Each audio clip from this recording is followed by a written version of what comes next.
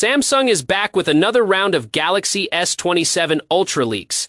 And once again, the company seems to be fixing problems that many users have been complaining about for years. One of the biggest rumored changes is a completely new camera layout. Samsung may finally move away from the familiar camera design it has been using for years and switch to a horizontal camera arrangement.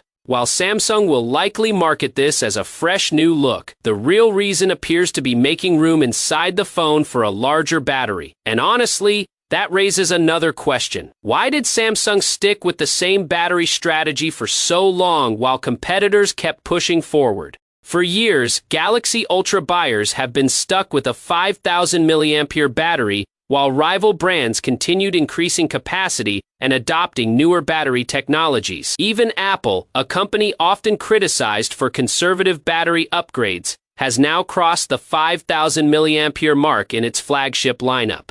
Meanwhile, Samsung continued selling premium phones with the same battery size year after year. Now leaks suggest the Galaxy S27 Ultra could finally receive a significant battery increase.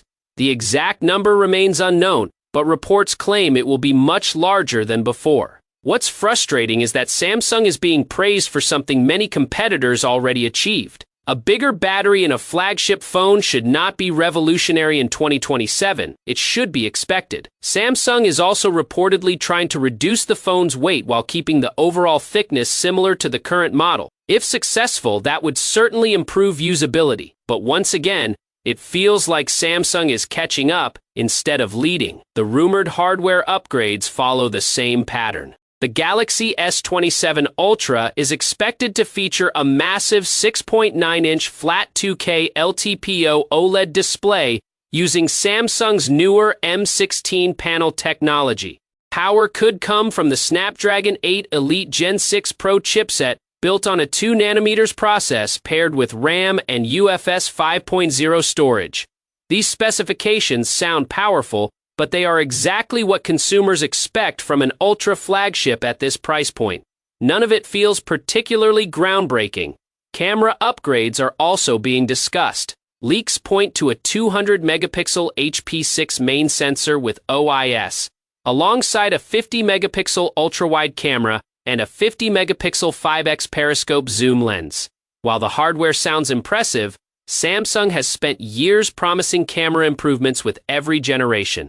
Many users are waiting to see real-world results, rather than another list of large megapixel numbers. Other rumored features include Qi2 wireless charging, USB 3.2 connectivity, an aluminum frame, and IP68 protection.